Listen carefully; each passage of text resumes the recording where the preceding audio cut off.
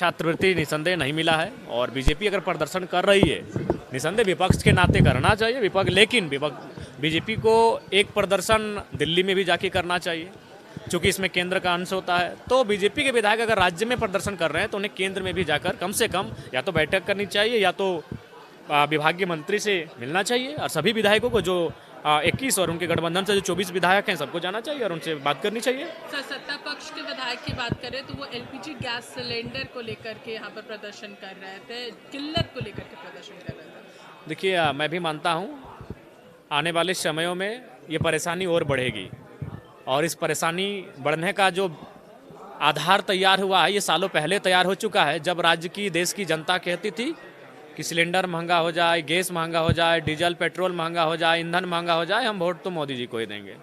तो खामियाजा तो भुगतना पड़ेगा।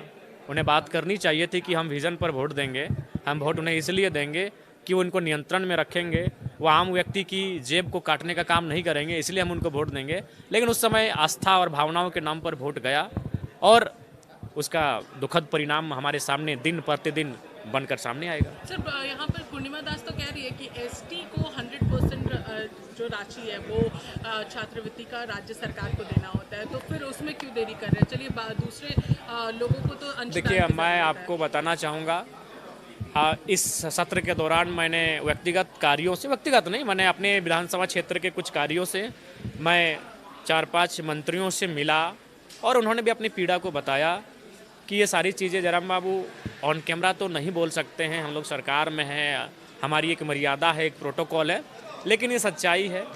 जो हम लोग मैया सम्मान योजना की राशि लेकर आए हैं इसका परिणाम दूसरे विभागीय और दूसरे कार्यों के बजट में देखने को मिल रहा है, इस बात से इनकार नहीं किया जा सकता है।